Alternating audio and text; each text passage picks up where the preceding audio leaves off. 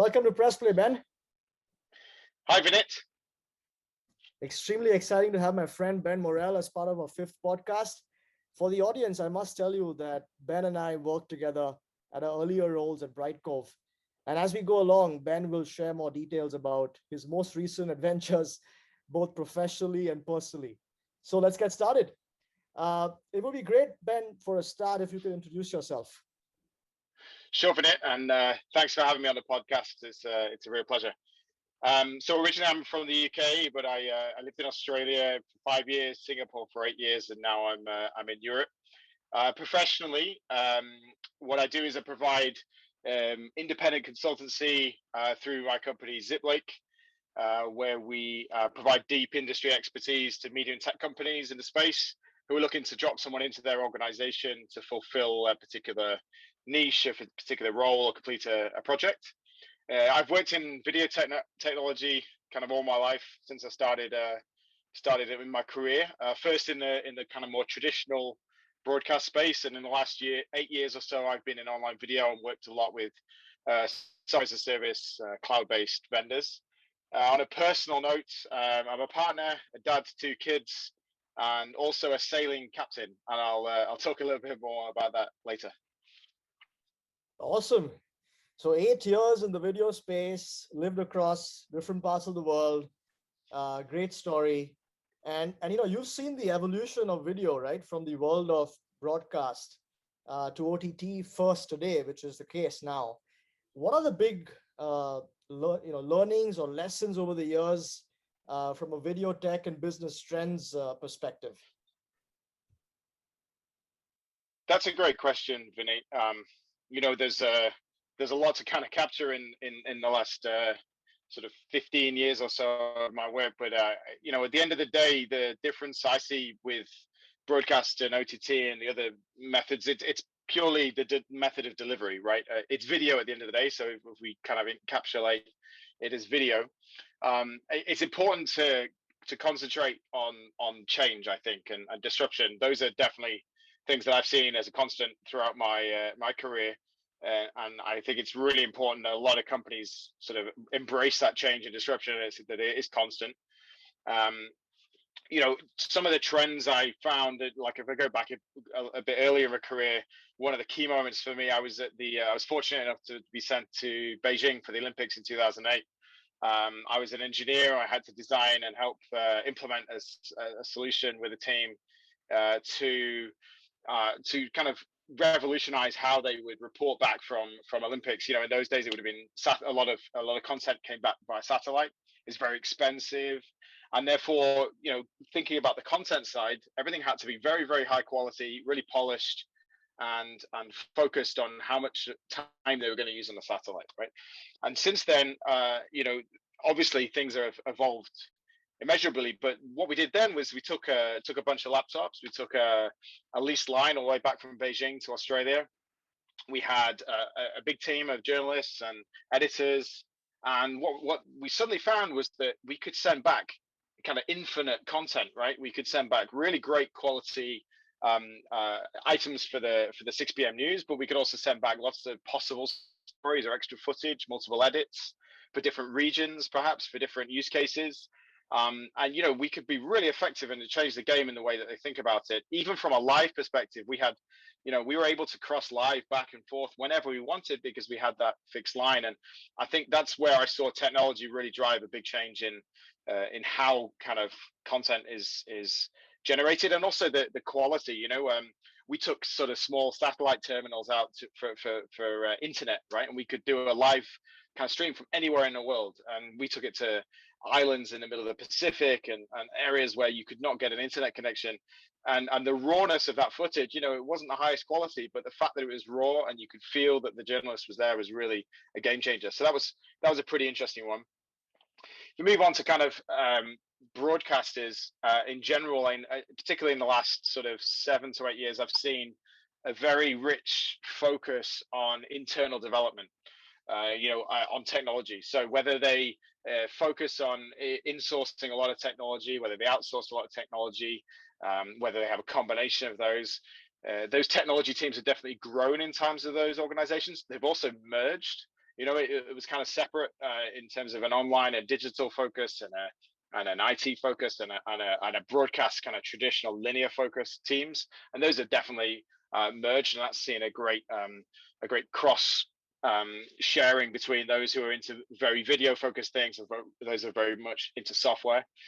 And so I've seen, a lot of broadcasters developing solutions with open source, contributing to industry standards, running very much agile software teams and pushing the boundaries. And that's where a lot of the kind of innovation has come from. And so I think that's a really good thing. And definitely a trend that we'll see further is that these broadcasters are starting to really take technology very, very seriously as a way in which they can add value to their market. I think the last one, and this kind of crosses over from a customer, if you like, from a broadcaster or an OTT service, and also to a vendor who's selling into those places. It's all about core DNA, right? I think I've seen and I've worked with thousands of companies, and the reality is that the core DNA of a company typically stays the same. And the reason the company was founded, or the reason the people who are in that organization are brought together, is because they have a common set of values, they have a common set of direction, they have a common set of skills, or complementary set of skills. Either way, it's a core DNA, and it's very hard to pivot from that. It's really hard, even through an acquisition. Maybe you acquire another vendor to build into your portfolio. It doesn't really change the very core DNA. And so, a good example of that is who I'm working with at the moment, Inconi.com. They're focused 100% on VOD. They really don't look at live. They iterate very quickly and they listen to their customers, and that's resonating because they really, really want to just focus on that very, very small part of a larger value chain, a growing value chain in terms of technology stacks for OTT and also for broadcast. And that's what the DNA is. That's what it was when it was founded, and it stayed the same. And that creates a really fantastic culture internally. And I think that resonates, and that feeling is felt externally to the customers too. So I think core DNA is a very, very important part of what you're asking in terms of the big learnings and lessons. So, yeah.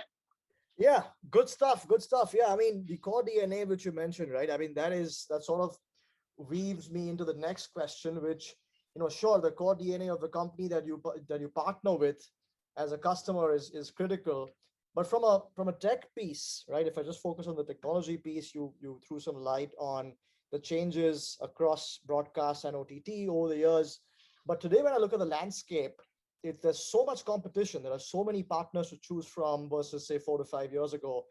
What are the big things to consider when video businesses or broadcasters or platform owners are choosing their partners of choice for their tech component?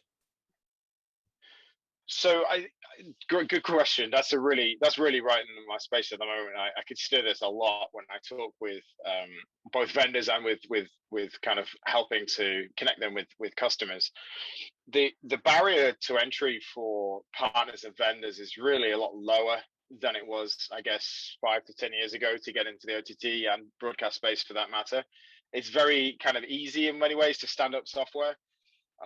The cloud is very, very pervasive now. It's not a kind of an option or a thought or a trend. I think the cloud's absolutely enabled everyone who has an interest in being a vendor to run with their ideas and see if it sticks, right? And there are so many niche verticals now within the OTT kind of tech stack that you can really see an option for your idea and run with your idea in a very, very narrow focus, and I think that's just given rise to tens and tens and tens of thousands of more vendors being in the space. And so it is a bit more of a challenge as a customer to evaluate and work out where each vendor might fit in your stack and whether you need that particular category of vendor within your stack. But, I think I've been on both sides. And so I think again, going back to your business, if you're a customer and you're working out which vendors to put into your stack, it's very much about style. What's that vendor kind of feel to you? What's their DNA? What's their approach? What's your budget? And and how will you align themselves? I think all of that is very important when you're looking for a vendor. And you also need to look internally and think as a customer, what are you trying to be? A lot of OTT and broadcasters video is the business, right? And content is the business. And you may be a content producer or a content aggregator, content licenser, but at the end of the day, that's the main business. And there are kind of very few companies, Netflix being a great example, that are a tech company first. It requires a really huge investment to be kind of at that scale.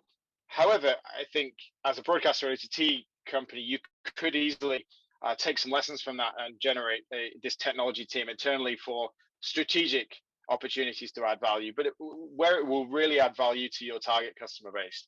You don't want to be reinventing kind of pieces of the stack. You should be thinking very clearly about where you're going to outsource and where you're going to insource and where you're going to own it. And I think the big thing, if you don't do that, if you don't have any sort of tech team, even if you're just managing a lot of external components, so sort of outsourced components, you're not developing your tech talent internally. You're going to risk being exposed to kind of these huge vendors outside running your business instead of you. And so you really need to own quite a piece of that puzzle to ensure that you can add value and stitch things together. If I was to look at the big things that I would be evaluating if I was a customer today, I was evaluating vendors. Reliability and proven capability kind of sounds obvious. You'd want to do that no matter what you're buying, whether you're buying a car or similar to. But just because a company might say they have a feature, it might not scale. It might not be proven. It might not be used in enough kind of use cases to figure out and work out the kinks. And so reliability and proven capability are really key, I think, when you're evaluating. Culture and DNA. Again, I like that kind of focus on culture and DNA, because are you really looking at paying for a company that's got a lot of layers of people who are going to you be interfacing with, and that's what you need out of a vendor? You need a lot of advice, a lot of consultancy, or you're just looking at a pure tech platform. You just want to take the API and you're going to run with it yourself, or are you looking for something that has a more fully featured end-to-end kind of capability, and the kind of DNA of the company is in that methodology? You're really looking at that, I think, as whether it feels right for you. And then lastly, references. I'd be having very frank discussions, if I could, with customers over those vendors. Figure out what they're really like. It's very, very easy, and I could say this from personal experience, to come across as very credible, I think, in a pitch. But when the tech actually gets implemented, that's really where it hits the ground, and that's really the real important kind of transition from the pre-sales or sales exercise through to implementation and how you are managed as an account in a customer success function afterwards. You want to make sure that the kind of A grade or A team that you get in the sales process runs all the way through to completion. So I think that's really important. And those dovetail really perfectly into a customer stack. If I could think about another company I work with, watching that, they're focused very much on lifting ad revenues via technology, and that's their core, that's their DNA, that's what they're known for. They're focused on being that third party in the room, and so they add a lot of consultative value into the room, not just the technology, where they can help mediate and diagnose and improve the revenues in the ad tech ecosystem, which is, as you know, is extremely kind of sort of spider web in nature. And so I think that's really, really key. And so, when you're looking at that, I think it comes back down to, when you're looking to look at maybe multiple vendors in a stack, is not to go through 1 to 2 years of writing RFPs. I think I've been through that experience both on the customer side and also on the vendor side many times. The market's moving so fast in terms of technology now. I think it's really important you just find the right vendors that you can trust, and the partners. They may not do everything that you want out of the gate, but you can get a feeling for whether they're going to deliver for you. Within Coding.com, we provide a professional services capability to really extend the video engineering team that you have in-house, and to really add value to that engineering team in-house. And that's where you kind of want to feel like you're going to get the best value, is someone who's going to be there for you in 2 years after you've made the decision, when you don't even know what your requirements are, but the market tells you that you need to be on this device, or you need to be streaming this format, or you need to have this particular encryption technology, whatever it might be. You need to have that confidence that they're going to deliver for you at that time. Great examples. I think the talk about, references is critical. Also the reliability factor, obviously. So I think the current companies you are, helping, watching that and encoding.com, those examples are really relevant. And taking a leaf out of what, say, watching that does, we are helping as WinVid a bunch of companies in India to monetize their video content, and there's some worry and concern around the ad industry evolving, especially the digital video advertising space. And there's a lot of talk about the deprecation of the cookie. So any thoughts on that and how that would impact the ad world? Yeah, that's a really big kind of news event this year in the ad space, and I think we've had certainly a lot of interest and question marks around that. It sort of depends on which market you're in. As a kind of customer, if you're in the publisher space versus OTT or kind of broadcast VOD platforms, you have to remember that the OTT and the connected TV platforms have always actually been cookie free, right? And so the loss of a cookie is not going to impact them. And in fact, they're a lot more resilient than to this change, because the inventory will therefore be a lot more valuable than perhaps the cookie environment that we see today in the web space.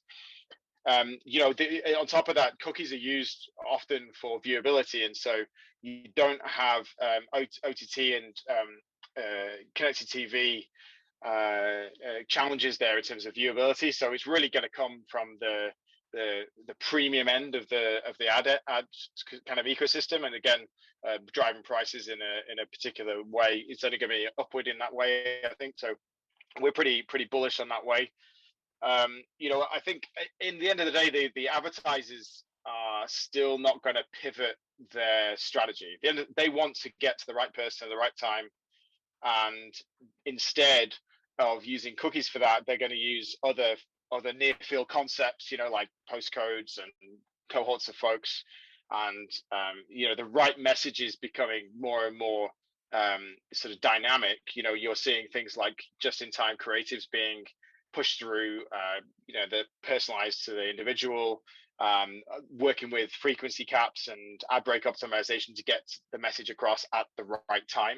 And so, yes, it's going to have an impact. It's going to shift a little bit in certain parts of the market, but as a market as a whole, I don't think it's going to be too impactful, especially in the OTT and connected TV space. And so we'll see, I think, a lot more focus on registration and watch gateways, things like that, to be able to capture first party data, so that no one's relying particularly on those IP addresses and things like that from the past. So yeah, I think it's a good question, though. I think one to keep in mind, especially for your customer. Yeah, that's a relief. I think all the OTT guys listening will all heave a sigh of relief. So that's good to know and good to hear. And you mentioned markets, and depending on which market you're in, this might impact you more than the rest. So how should a company that's looking at entering different markets for their, say, OTT service, what are the key considerations, especially for video tech companies or OTT platforms? And then where would you say there is the most potential from an ROI perspective? So Ziplake, which I'm part of, and I'm very proud to have started that last year with some colleagues of mine, ex-colleagues of mine.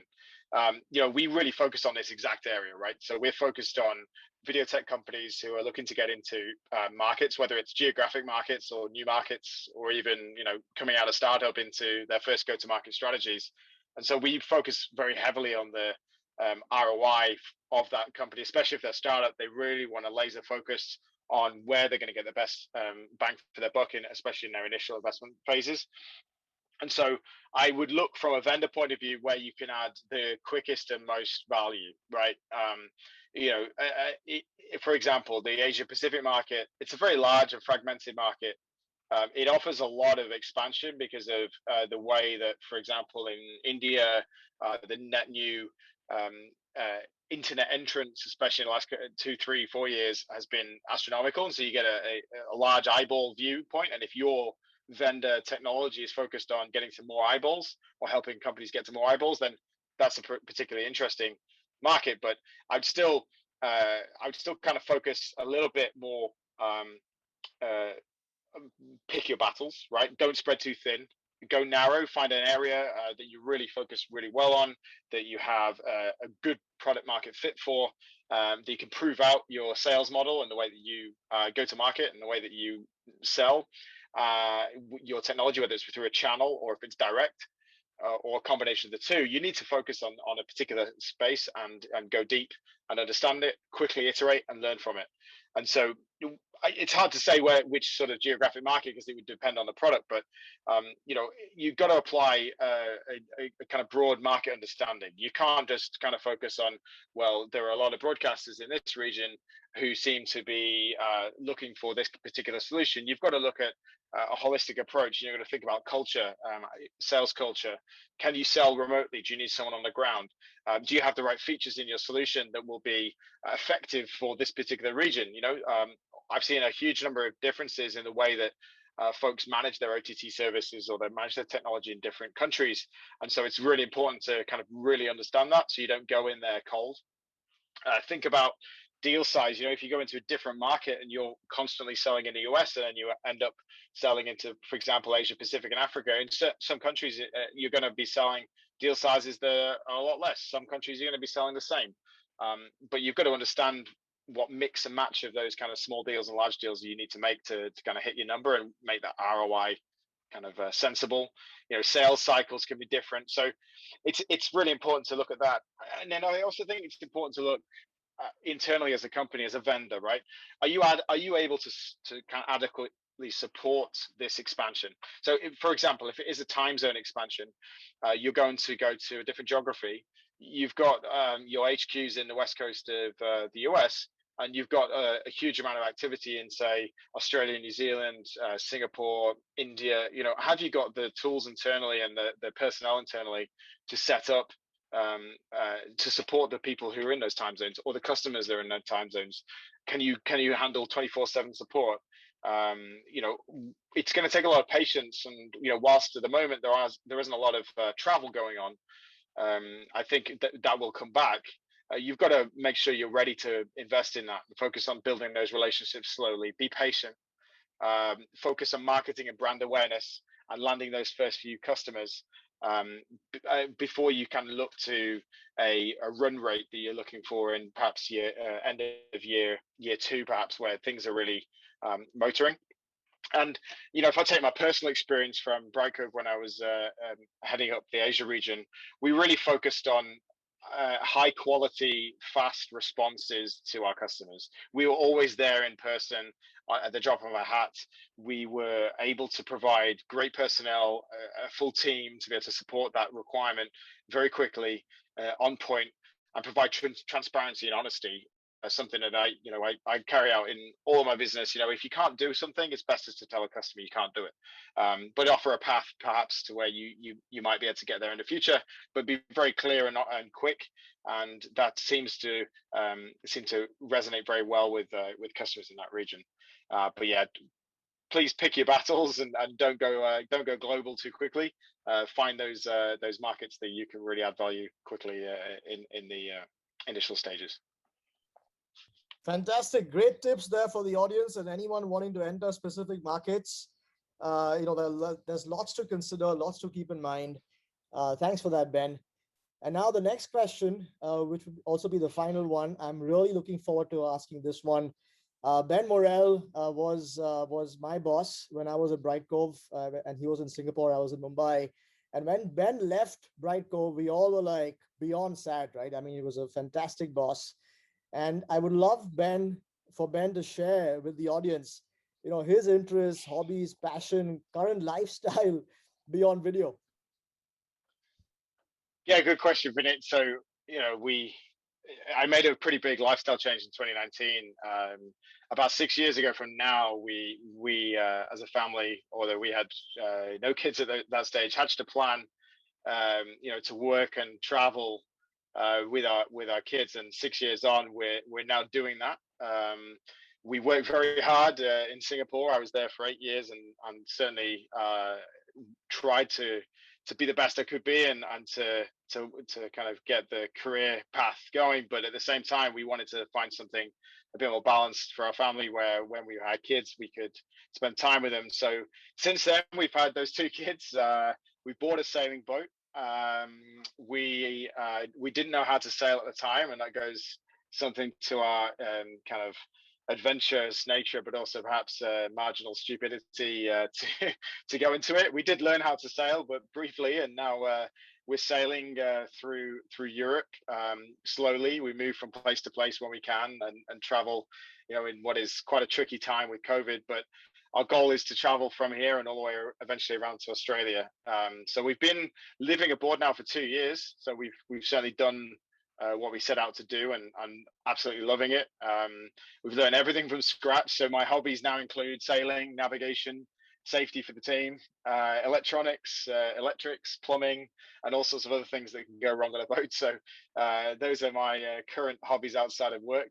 It's certainly a slow way to travel, but importantly, it allows me and my partner to work and also educate the kids, and see the world through the kids' eyes, and explore some amazing places at the same time. So I feel very fortunate to be able to get to this position from when we hatched the plan, and overall very happy to have made the call and made the move. So yeah, it's exciting.